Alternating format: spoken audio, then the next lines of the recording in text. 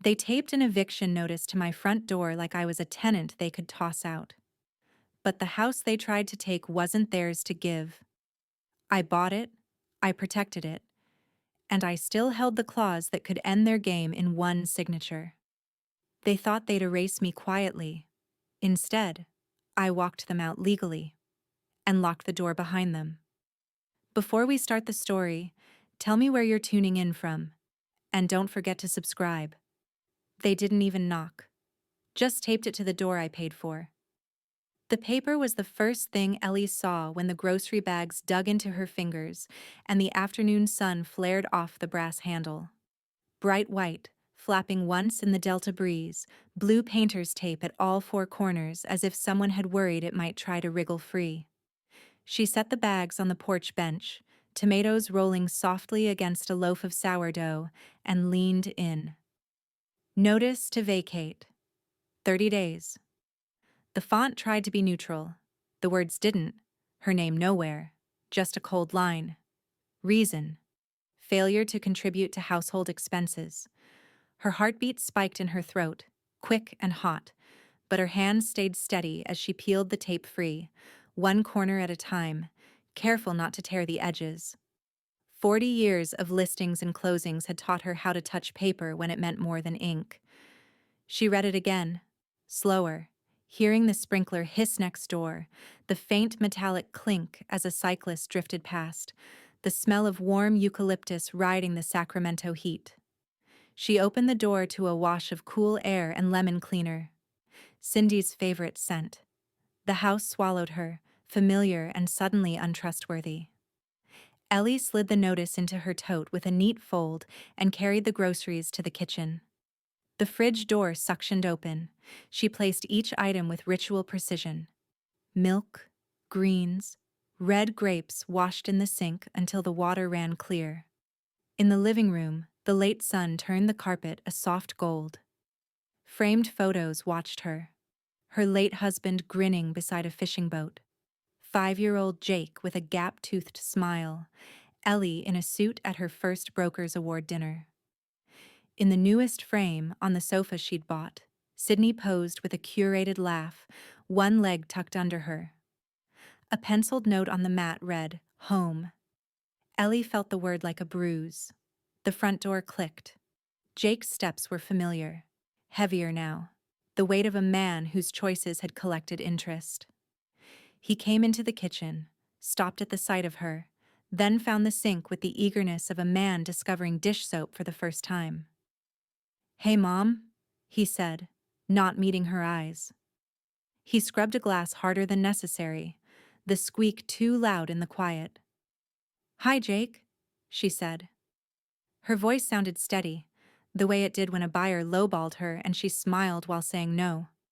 He cleared his throat. "How was, the store?" "They had cherries," Ellie said. "Season's early." "Great." He breathed, relieved to be talking about produce instead of paper. Sydney hummed her way down the hall, a tidy, tuneless note that made Ellie think of moving boxes and labels. She wore a folded laundry basket like a trophy against her hip.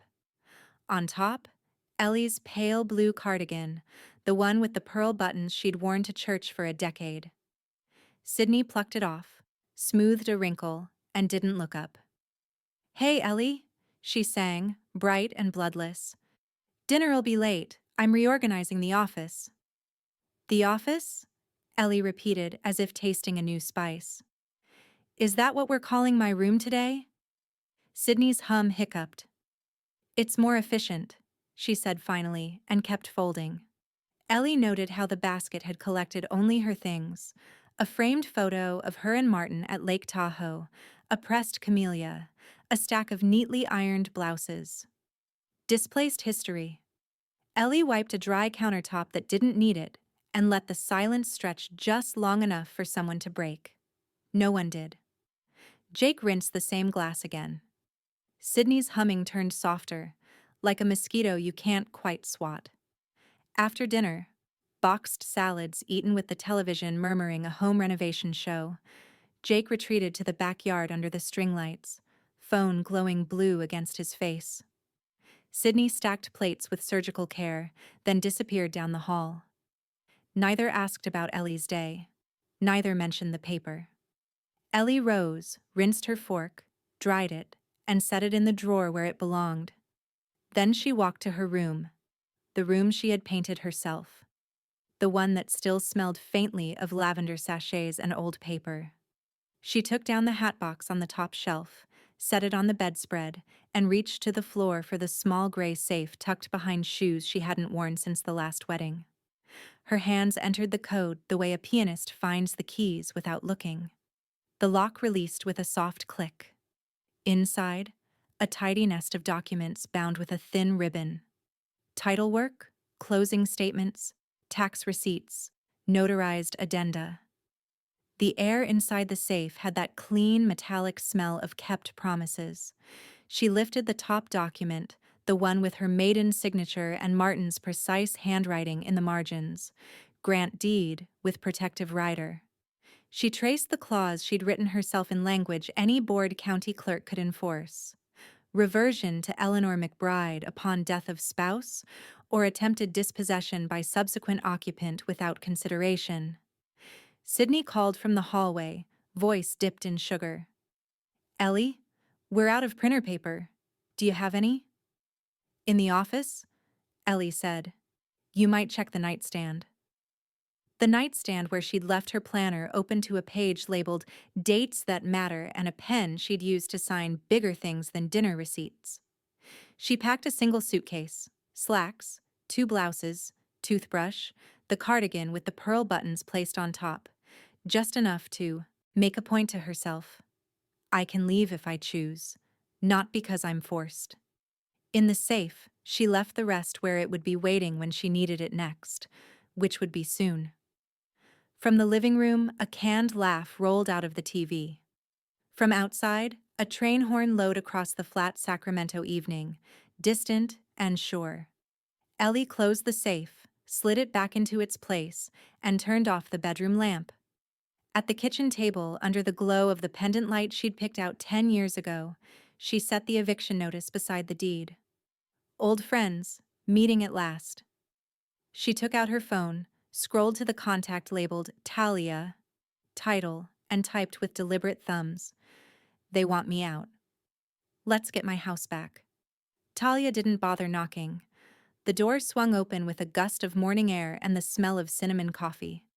She strode in like she'd been summoned to a battlefield, because in her mind, she had. They think they're clever? She said, shoving a steaming paper cup into Ellie's hands. You're 71, not senile, and you sold half this county houses they're still paying mortgages on. Clever is relative. Ellie took a sip. The coffee was strong, just shy of bitter. Talia knew her taste as well as she knew property law. They taped a notice to my own door, Ellie said, her voice flat. 30 days. Failure to contribute. Talia barked a laugh. Failure to contribute? You built the contribution. You are the contribution. She dropped her oversized leather tote onto the kitchen table with a thud. Show me the papers. Ellie didn't bother with ceremony. She walked down the hall, her slippers whispering against the hardwood, and returned with the gray fireproof safe from under her bed. The lock popped open in 2 practiced motions. She laid the stack of documents between them like a dealer laying out a winning hand. The first page was the deed. Eleanor May McBride, sole title holder at purchase.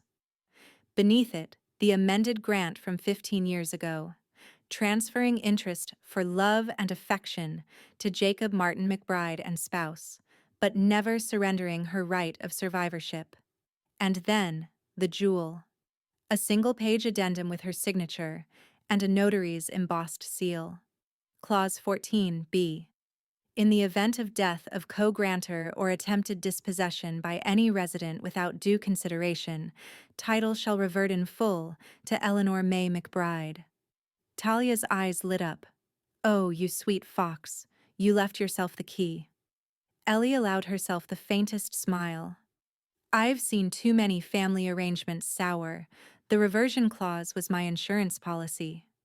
Talia tapped the page. It's like leaving a back door unlocked. Except legally. They can live here. But the minute they try to push you out, poof, the house slides back under your name like it never left. Ellie nodded. Exactly. They served me a notice. I'll serve them the title. They sat for an hour. Coffee. Cooling, as Talia read every page like she was peeling layers off a lie. She confirmed the notarization was valid, the language airtight, the county filings in order. The smell of printer toner and fresh ink began to drift from Talia's portable scanner as she made copies. Here's how this goes, Talia said, sliding the original papers back toward Ellie. We file for civil fraud and forced title correction. The eviction notice becomes Exhibit A. Your tax records, mortgage payments, and maintenance receipts become B through Z. They think this is about who lives here. We make it about who owns it. Ellie leaned back, the soft creak of the chair oddly satisfying. And how long until they realize they've already lost? Talia smirked. Depends on how much they like surprises in court. Somewhere down the hall, Sydney's laughter rang out, sharp and performative.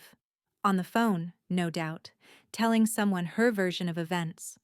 Ellie didn't move. She traced the edge of the deed with her fingertip, the raised notary seal pressing faintly under her skin. You know, Talia said, lowering her voice, they're going to be furious when they realize they've been living under your roof this whole time. Not figuratively, literally, financially, legally. They can be as furious as they like, Ellie replied, but they can't be owners. Talia zipped her tote, the sound decisive, like a gavel in miniature. I'll start the complaint tonight. Civil fraud, breach of fiduciary duty, and forced title correction. By the time I'm done, they'll wish they'd rented an apartment. Ellie finished her coffee, now lukewarm but still rich. Let's make sure they understand exactly what failure to contribute looks like. Talia stood, eyes gleaming. You're not just getting your house back. You're making it impossible for them to ever touch it again. Ellie's lips curved, but it wasn't quite a smile. Good. That afternoon, Talia emailed her from the courthouse. Complaint filed. This is going to be fun.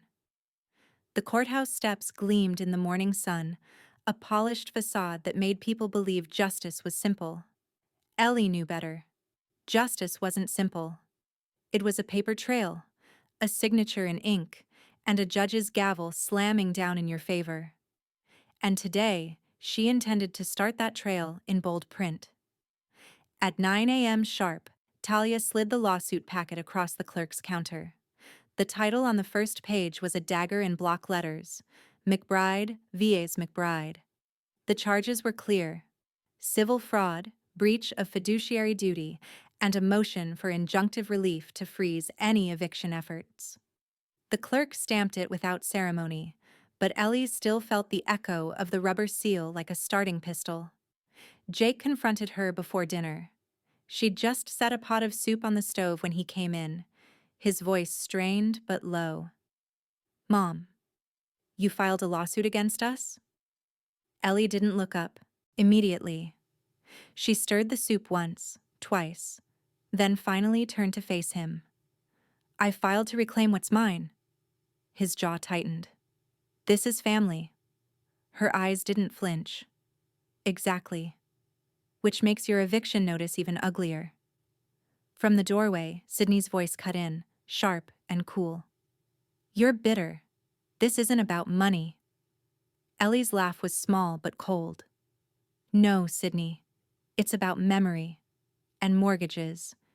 And the 40 years I spent making sure no one in this family would ever wonder if they had a roof over their head. Later that night, Talia came over with a folder so thick it looked like it could crush a kitchen chair. She spread the contents across Ellie's dining table. There was the $78,000 wire transfer from Ellie's personal savings to the escrow company. The down payment they'd all conveniently forgotten. Tax receipts in her name spanning 15 years.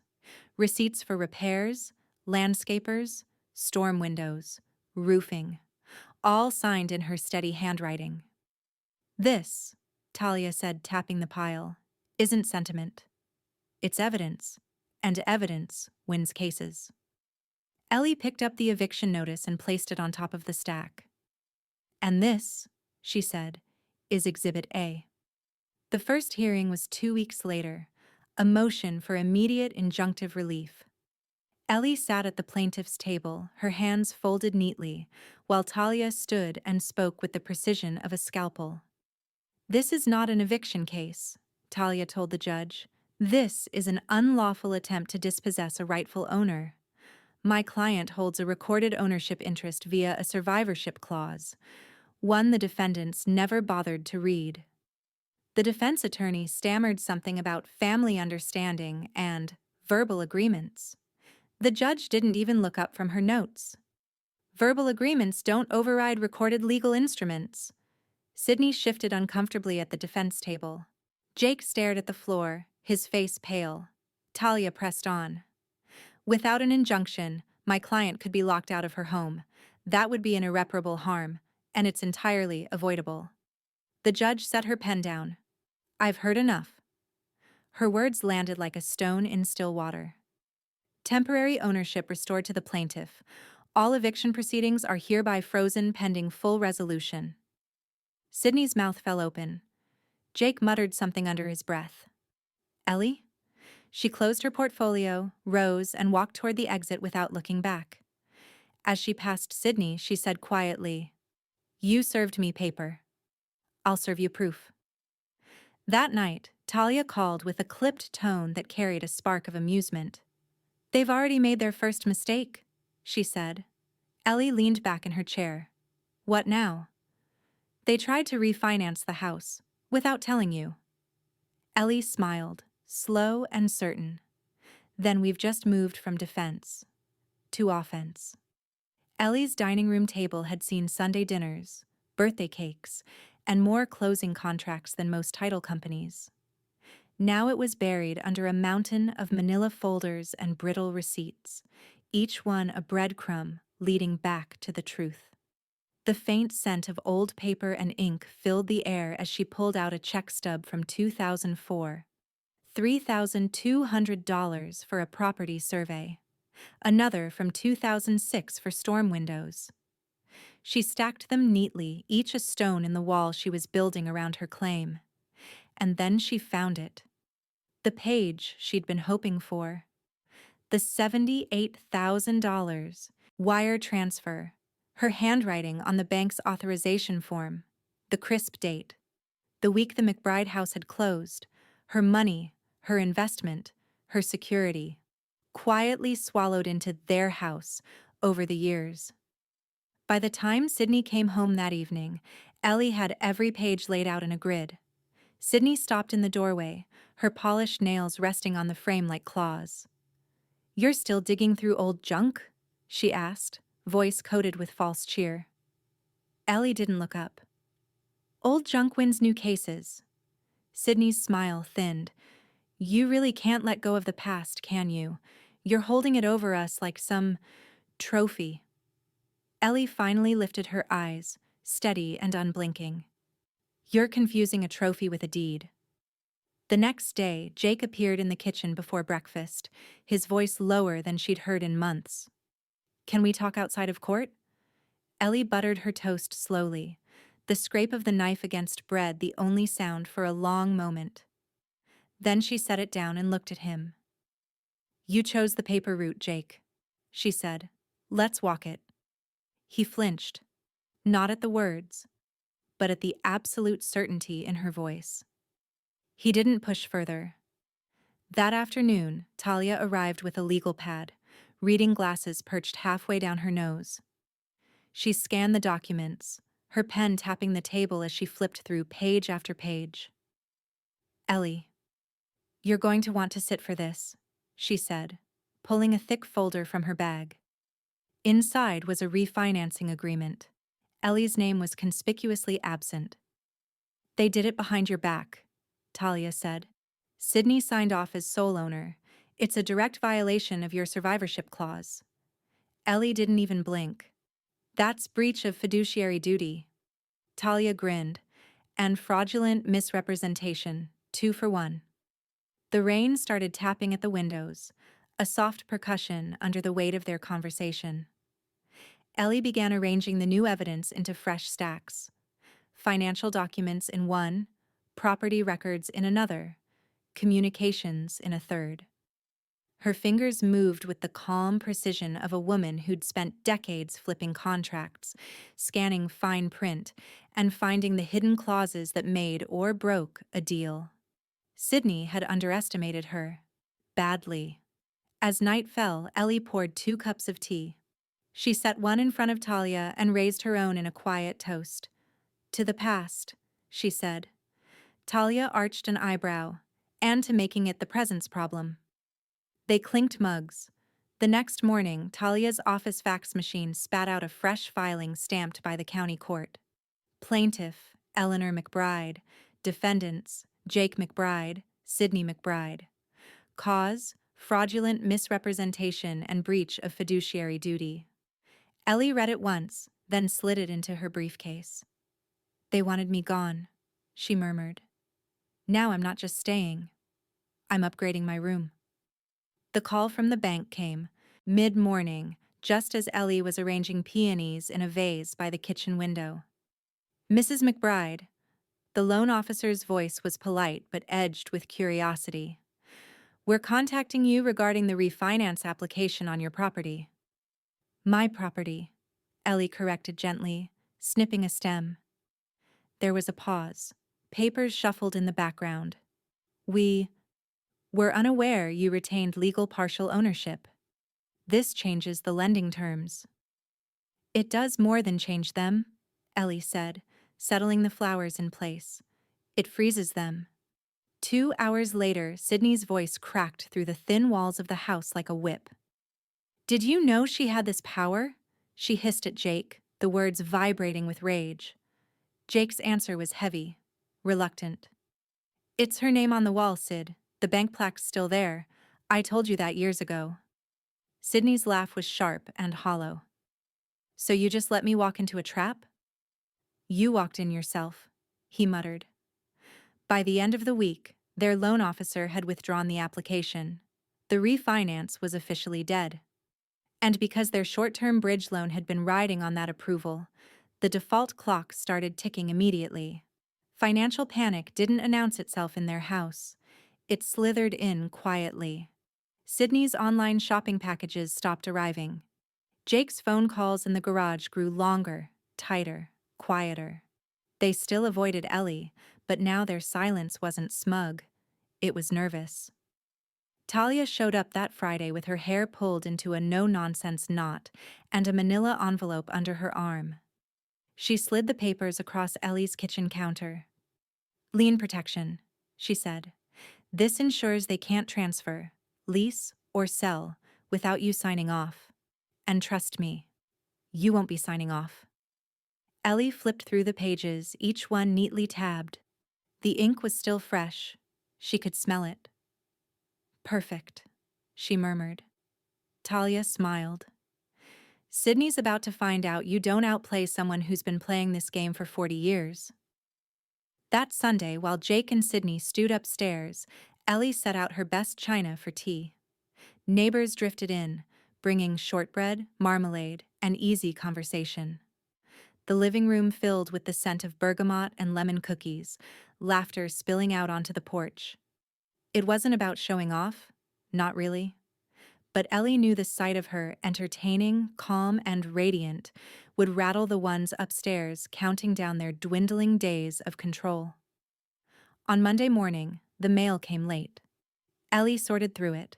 Utility bill, garden catalog, a card from a friend, before stopping on an envelope marked in bold red, foreclosure notice. Her eyes moved to the addressee. To Jake McBride and Sydney McBride. From First Northern Bank. Ellie's lips curved. Not a single mention of her name. She set the envelope on the counter, untouched. Then she poured herself another cup of tea, the steam curling in the quiet kitchen. They wanted me out, she said to no one in particular. Looks like the bank just volunteered them instead. Ellie almost didn't notice it at first. She'd gone into the garage looking for her gardening gloves, the air thick with the faint scent of cardboard and dust. But then her eyes landed on the neat towering stacks against the far wall. Her floral quilt, folded tightly into a plastic bin. Framed photos of her late husband and their wedding day, tucked in bubble wrap. A cedar box she hadn't opened in years, the one that still smelled faintly of lavender sachets. And on top, her clothes. Pressed, bagged, tagged with masking tape that read, "Garage, storage." The shock didn't make her tremble. It made her slow, methodical. She lifted the lid on the cedar box and let the warm, aged scent hit her. 40 years of memories, sealed away without her say. She didn't have to ask who'd done it. The answer came walking down the hall in a silk blouse and a cloud of expensive perfume. Sydney's voice was too casual. "Oh, you found them. I thought you'd want a smaller space, maybe closer to the back of the house. We're rebranding the room as an office." Ellie didn't turn. "An office? Something modern," Sydney added, her tone bright. "Light colors? Minimal clutter? You know, more functional." That night, Ellie waited until the upstairs lights dimmed. She carried her boxes back in, one by one, setting each in its exact place. The quilt went back on the bed, the framed photos returned to the dresser.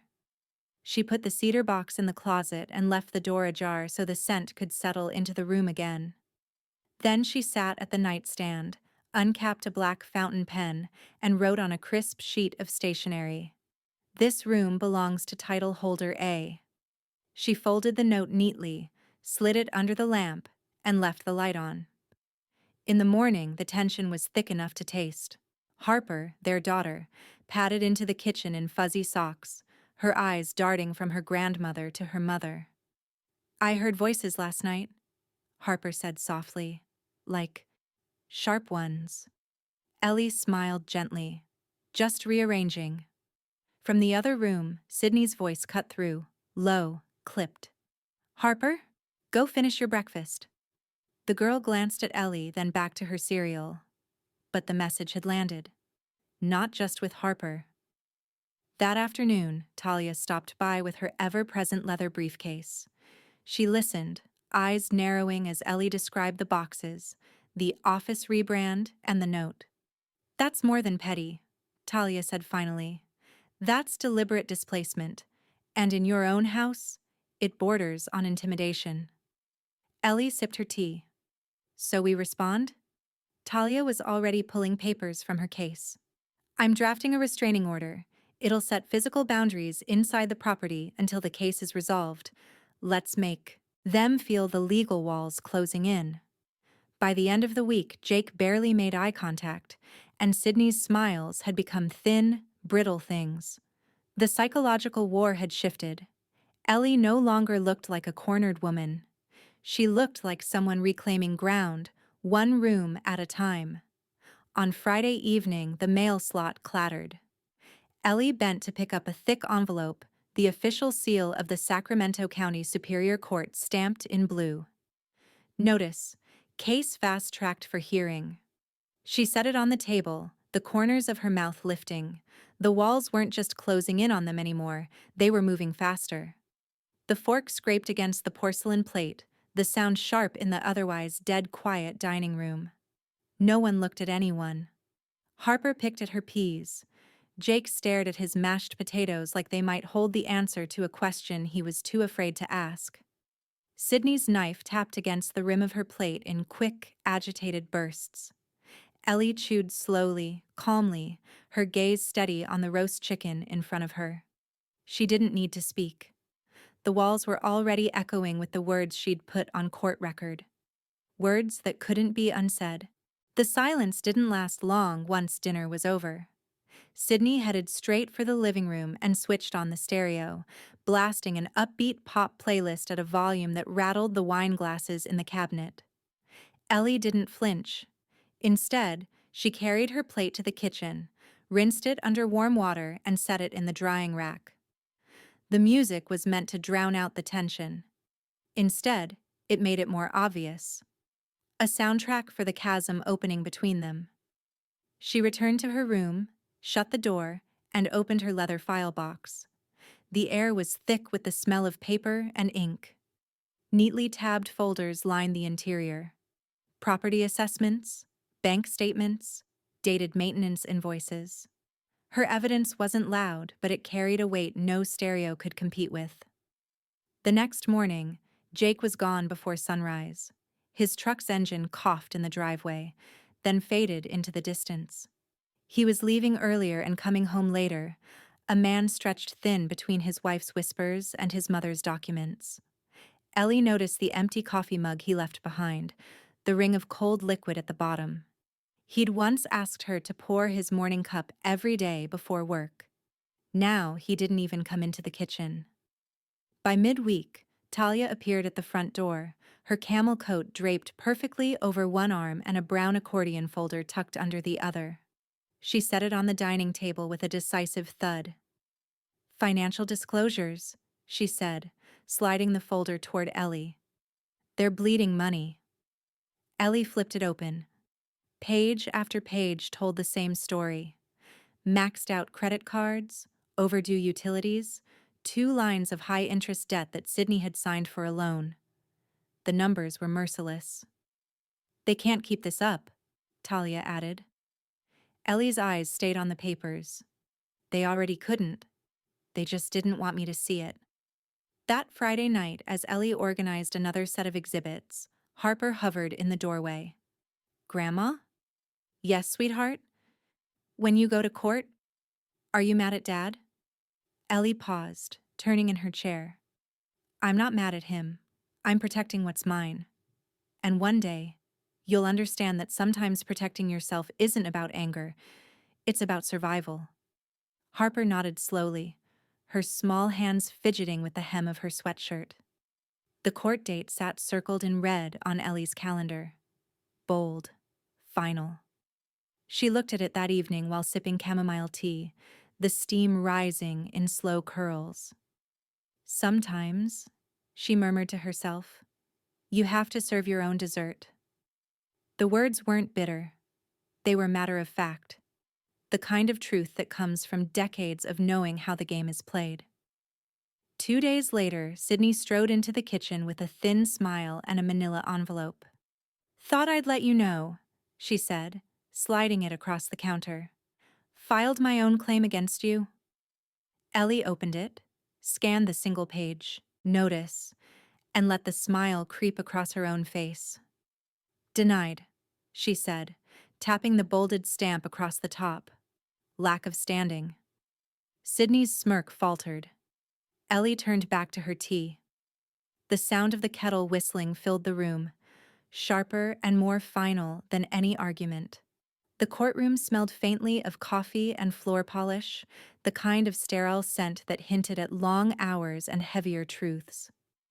Ellie sat at the plaintiff's table, her hands folded neatly over a yellow legal pad. Across from her, Sydney leaned toward a man in a charcoal suit, their attorney, whose smile was tight enough to cut glass. When the judge called for a brief recess, the man strode over to Ellie's side, hands clasped like he was about to offer prayer. "Mrs. McBride," he said smoothly, "before we drag this further, I'm here with a proposal." Ellie tilted her head. "A proposal." "A settlement," he corrected. "They're willing to offer you a payout for your claim. Generous, considering the circumstances." She raised an eyebrow. "Generous or insulting?" He chuckled softly, as if humoring her. "Let's just say it's a way to avoid ugliness." Ellie leaned forward just enough for her voice to drop. "And why would I fight?" His smile faltered. She didn't blink. "Why wouldn't I?" The offer was barely more than the property taxes for a single year. Ellie didn't need to see the exact number. She could smell the desperation behind it. She pushed the paper back across the table. "I didn't come for money," she said evenly. I came for my name. The lawyer's jaw worked, but he didn't respond. He slipped the paper back into his folder and returned to his side of the aisle. Sydney leaned in, eyes sharp, her whispers a rapid hiss. When the judge returned, he adjusted his glasses and tapped the file in front of him. Mrs. McBride, your filing here. Meticulous. Very thorough. Ellie inclined her head politely. I see deed records, tax receipts, utility payments, even maintenance logs dating back 15 years. That's correct, Your Honor, she replied. Sydney's lawyer tried to interrupt, but the judge held up a hand. But nothing. The chain of ownership here is intact and compelling. If I'm missing something, I'd need proof. That's when Sydney tried to spin it. She stood, posture straight but voice pitched to sound wounded. Your Honor, this is my husband's mother. She's punishing us for wanting independence. This is... Ellie didn't let her finish. She rose slowly, the hush in the room making each movement deliberate. I'm preserving me, she said simply. The words hung there, heavier than any accusation.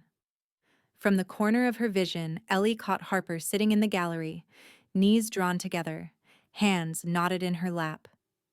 When Sydney sat down in a huff, Harper leaned forward just enough to whisper, You're doing the right thing? Ellie turned slightly, her voice soft but firm. I know. The judge set his pen down. We'll resume next week for additional review. In the meantime, no changes to property status, no unauthorized occupancy modifications, and no public statements that could be construed as defamatory. Sydney's face tightened at the last point, but she said nothing.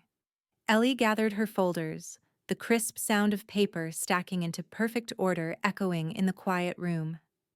That afternoon, as Ellie poured herself a cup of tea in her kitchen, Talia appeared in the doorway, her phone in hand. You might want to know, she said. Jake's employer just got notified of the court proceedings. Could be a problem for him. Ellie stirred her tea slowly, the spoon clinking against the ceramic. Court has a way of finding its way home, she murmured. The courtroom was so still you could hear the faint hum of the fluorescent lights. Ellie sat at the plaintiff's table, hands resting on a thick binder that could have doubled as a brick. The cover page read, Timeline of Ownership, McBride Residence. When her turn came, she rose with the binder in her arms and carried it to the witness stand. Each step was deliberate.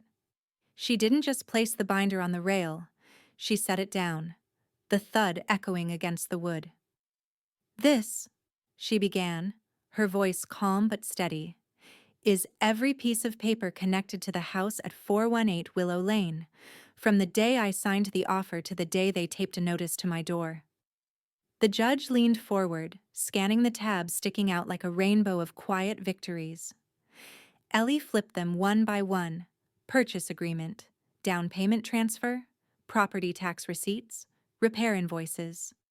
Then she came to a tab marked in red. This, she said, is my favorite. She pulled out a photocopy of the original deed, with her name clearly listed under joint tenant with right of survivorship. Never removed, never relinquished, never voided. Sydney shifted in her chair, the leather squeaking under her weight. Her eyes darted to her attorney, but he stayed frozen, jaw locked. Talia took over for the next exhibit. She held up 2 notary stamps. Your Honor, here we have a curious situation. One of these is a valid notary stamp. The other is a forgery, used in an attempted transfer of ownership without Mrs. McBride's knowledge. The judge's brows knitted. Forgery? Yes, Your Honor, Talia said, voice smooth as glass. Sydney McBride submitted documents last year claiming sole ownership. The notary who supposedly stamped them has submitted a sworn statement. He never met either defendant. The air in the room tightened. Sydney's lawyer shifted uncomfortably. Jake's face went pale. He turned to Sydney and whispered something sharp enough that her eyes flashed. Finally, he looked across the aisle at his mother. You did this to yourself, he muttered, shaking his head. Ellie didn't flinch. "No, Jake," she said softly. "You let it happen." When it came time for closing arguments, Talia didn't pace, didn't wave her arms. She stood still, one hand resting lightly on the plaintiff's table. "They tried to erase her," she told the court. "Instead, she erased their leverage. They assumed her age made her blind to fine print. They assumed family bonds could overwrite lawful rights. They assumed wrong." The judge leaned back, tapping his pen against the desk. Then he spoke. "Mrs. McBride, the court finds in your favor on all claims. You are hereby reinstated as sole legal owner of the property at 418 Willow Lane. The defendants have 30 days to vacate unless otherwise ordered."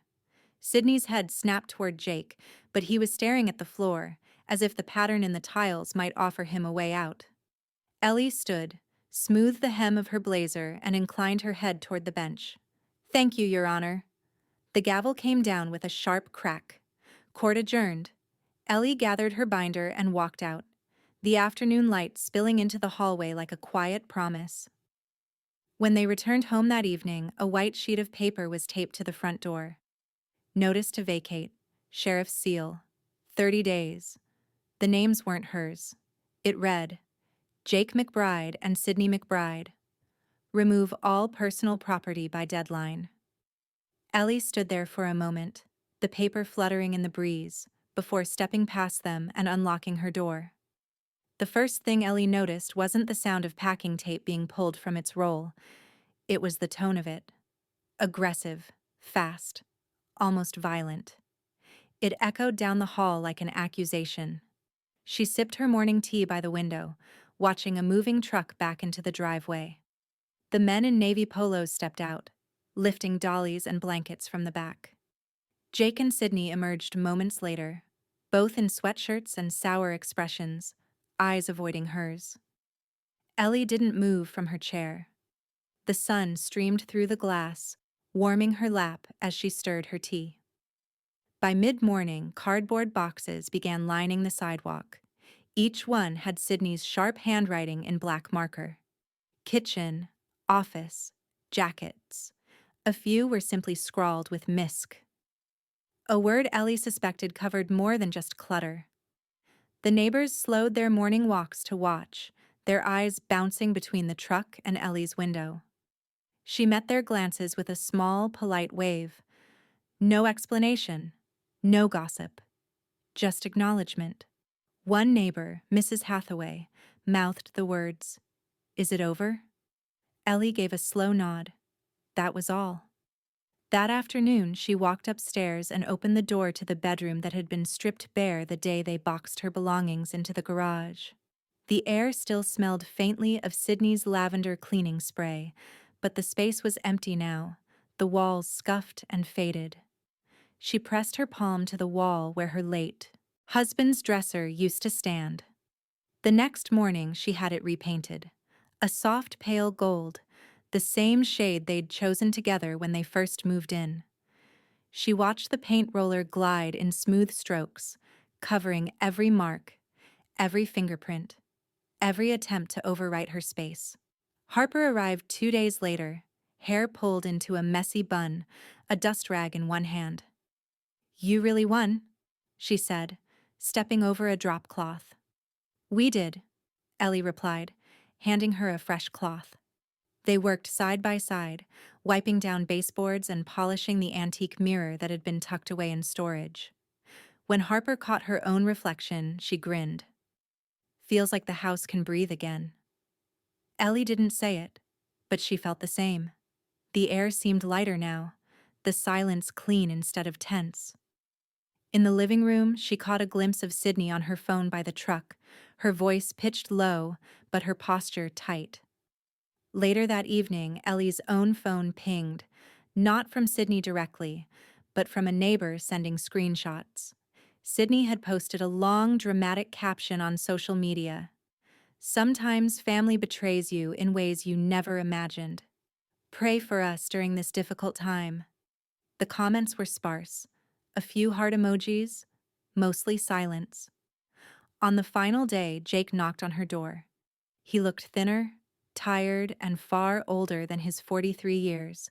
His voice was quiet. "Mom, I just wanted to say I'm sorry. I didn't think it would get this far." Ellie studied him for a moment, the boy she had raised still visible under the man who had signed her eviction notice. She kept her voice even. "You knew exactly how far it could go, Jake. You just thought I wouldn't walk it." As the truck's engine roared to life, Sydney climbed into the passenger seat without a glance back. Jake hesitated, standing on the porch for a beat longer. Ellie met his eyes.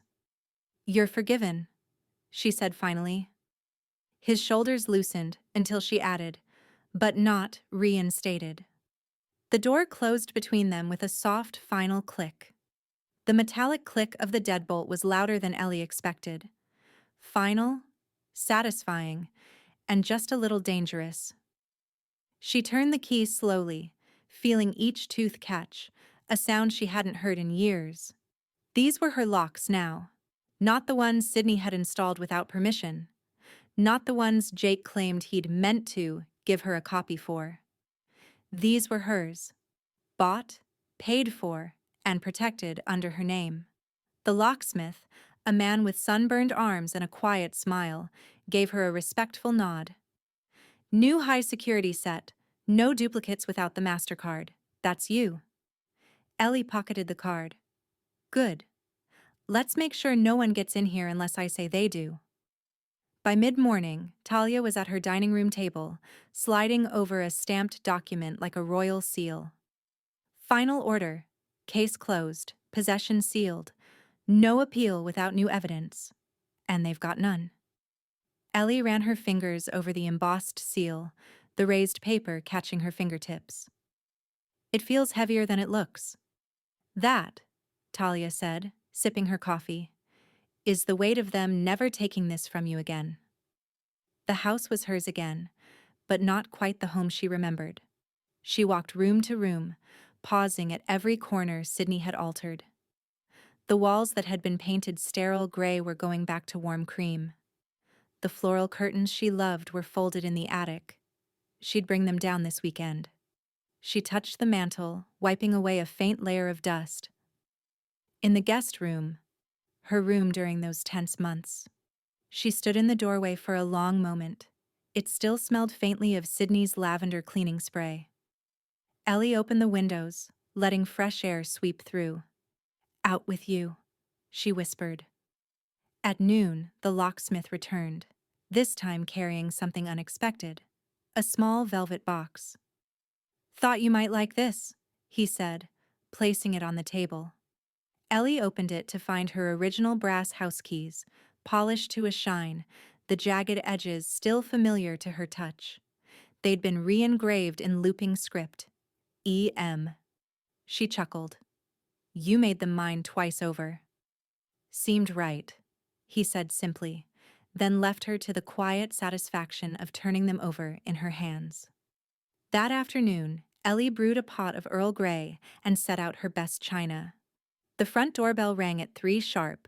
Talia, 2 clerks from the county courthouse, and Ruth from down the street.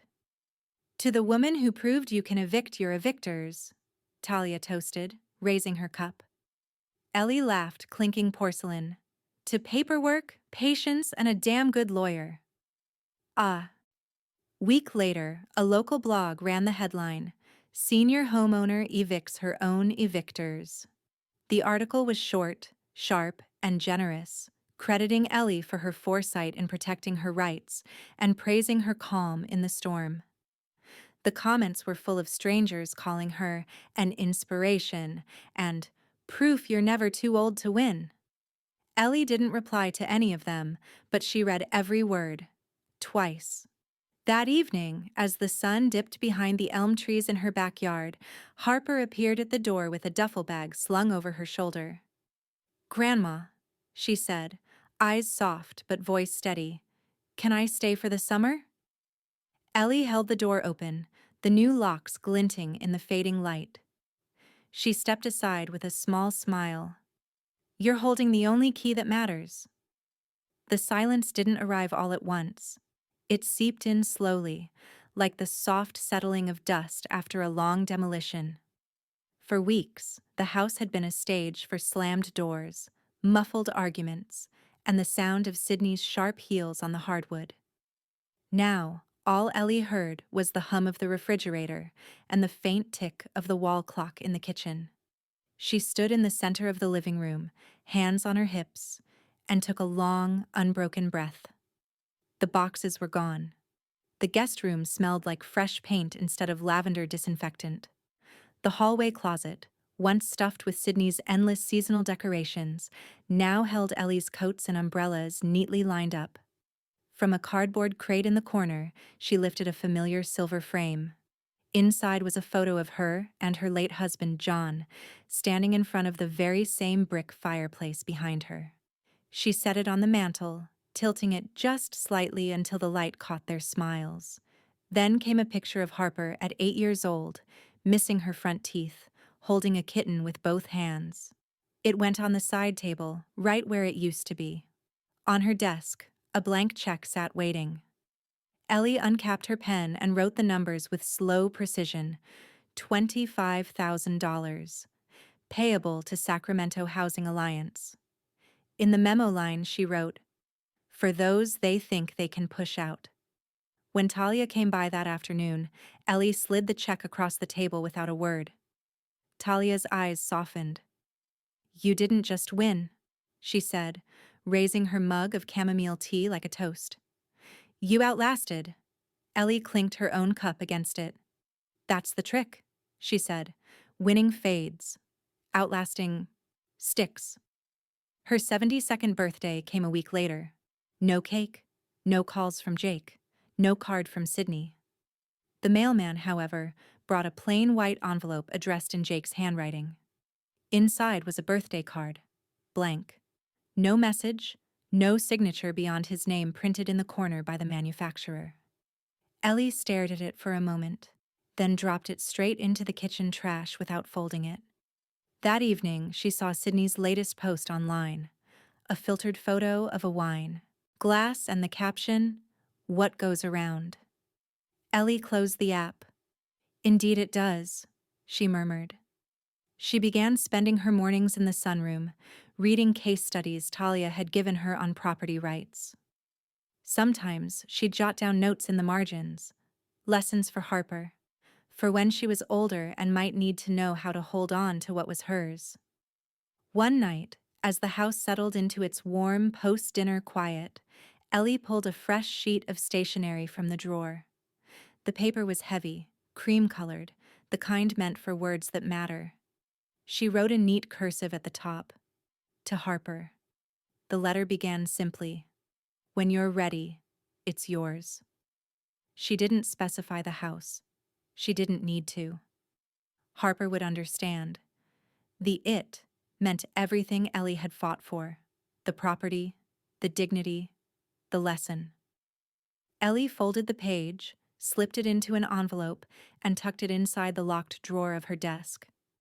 The next morning, she placed the envelope on the mantel, right beside the picture of Harper and the kitten, as if it had been waiting there all along. The conference room smelled faintly of lemon polish and old paper, a scent Ellie had always associated with power. She sat at the head of the table, her reading glasses perched on the end of her nose, as Talia slid the final draft of the estate documents across to her. "This," Talia said, tapping the top page, "is the legal equivalent of a steel door with no key." Ellie picked up her pen, the weight of it solid between her fingers. "Good," she said. "Let's shut it."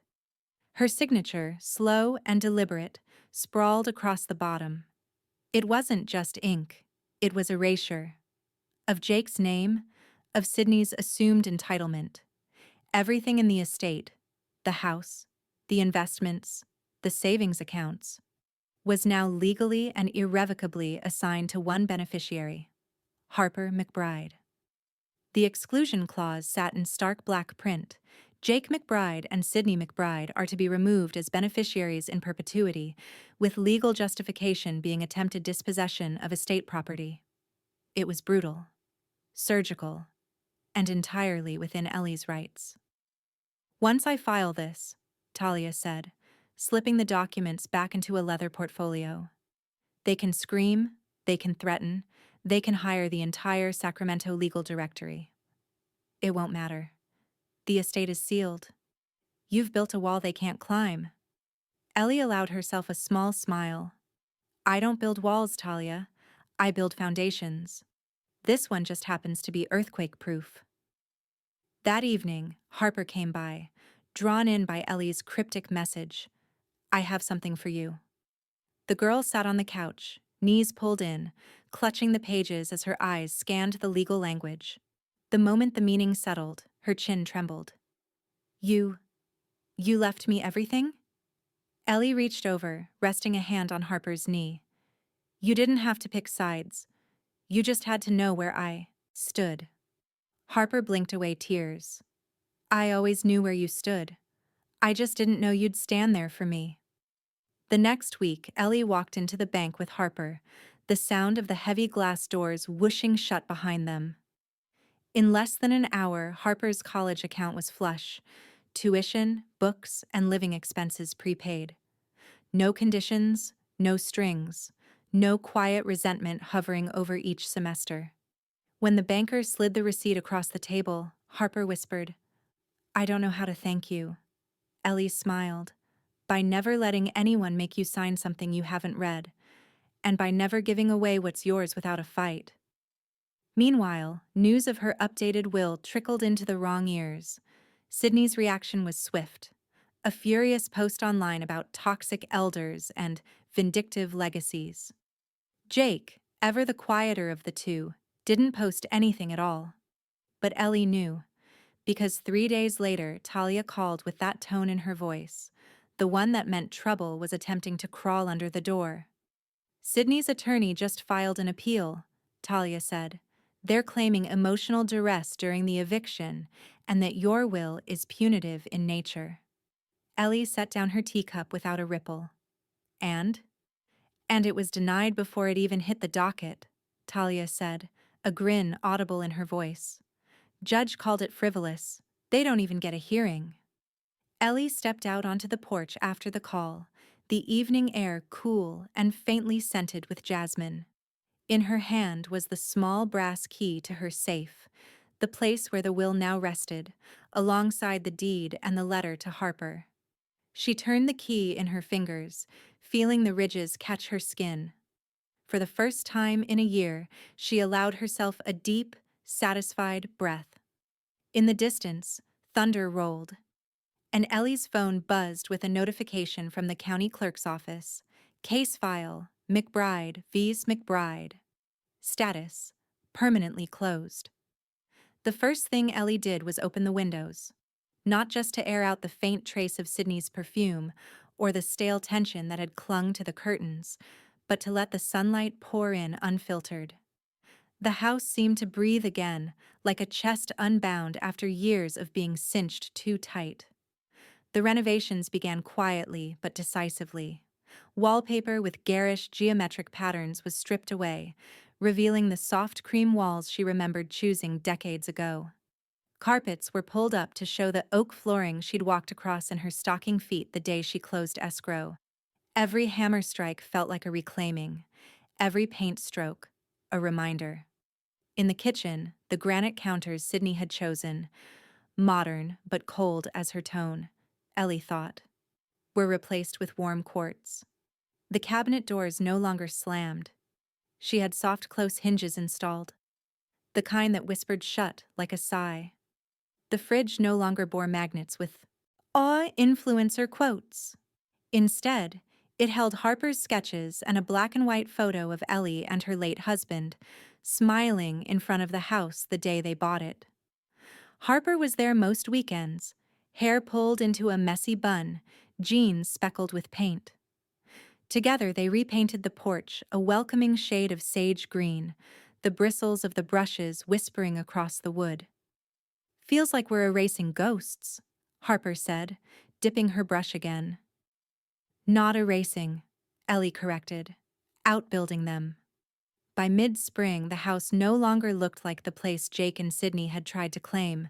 It looked like Ellie again, warm, structured, unapologetic.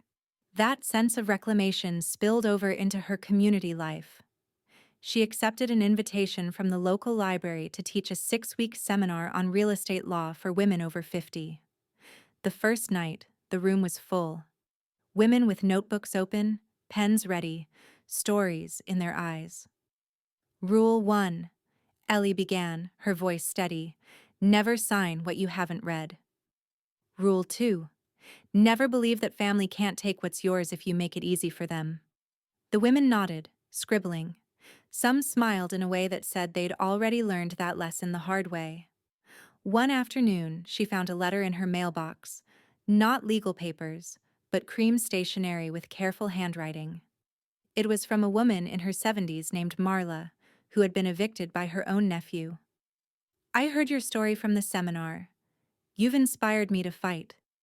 If I win, it will be because you showed me how to begin. Ellie read it twice, the paper trembling slightly in her hands.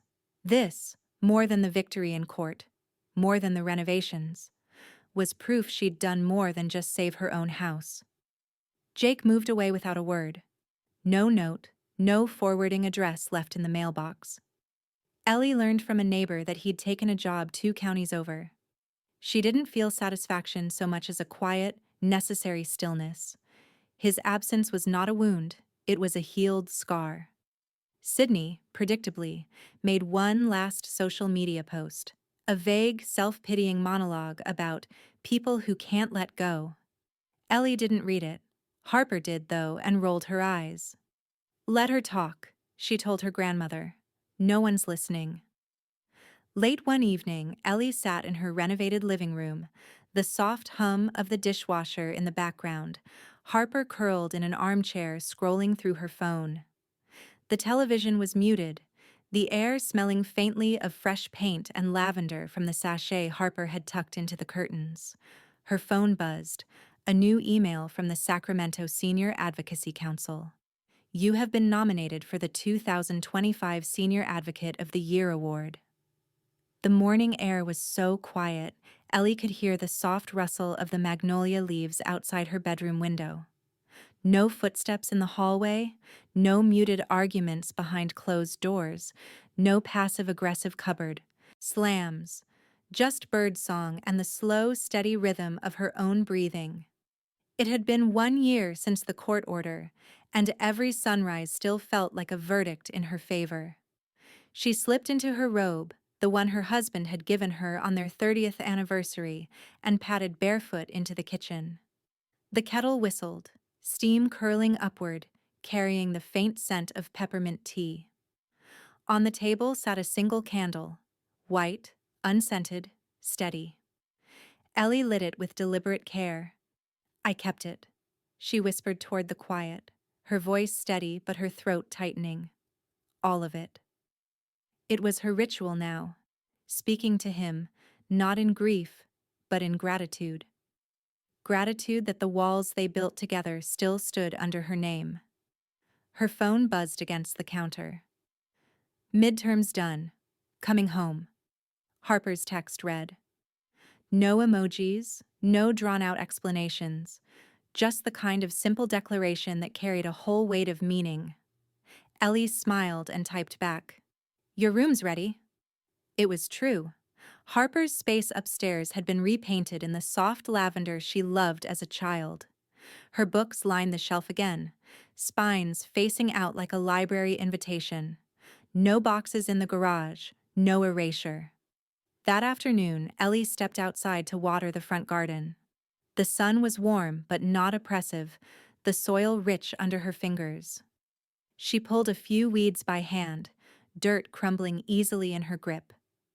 When she finished, she stood at the front door for a moment, keys in her palm. The lock clicked as she turned it. A small, satisfying sound that still made her chest swell. The same door they'd once taped an eviction notice to now closed softly under her control. Inside, the living room was bathed in late-afternoon gold. The newly polished floors gleamed. The air smelled faintly of lemon oil and fresh flowers from the vase on the coffee table. Her gaze traveled over every corner. The armchair she'd reclaimed from storage, the photographs she'd rehung, the curtains she'd chosen herself. It was all hers again, not just on paper, but in presence. She picked up a small wooden plaque from the side table and carried it to the fireplace mantel. 2 words, carved in clean serif letters, rightful owner. She stepped back, looking at it the way she once looked at closing documents in her real estate days, knowing the weight behind the words. This wasn't decoration, it was declaration. Some people framed their victories in certificates or trophies. Ellie framed hers in oak and brass and hung it where everyone could see. Dusk came, and she opened the window to let in the cooling air. Somewhere down the street, a dog barked. Somewhere closer, her kettle began to hum again. As she poured her tea, she thought of that first notice. Flimsy paper, smug font, taped at an angle. She remembered pulling it from the door without a tear, sliding it into a folder, already knowing it would never stand against the proof she had kept all those years. She had fought with documents, not insults, with clauses, not chaos. And in the end, she hadn't just won. She'd ensured there would be no rematch. The candle on the table flickered once in the breeze. Ellie took a slow sip of tea and let the quiet settle in, as permanent as the ink on her deed. They served me paper. I served them proof.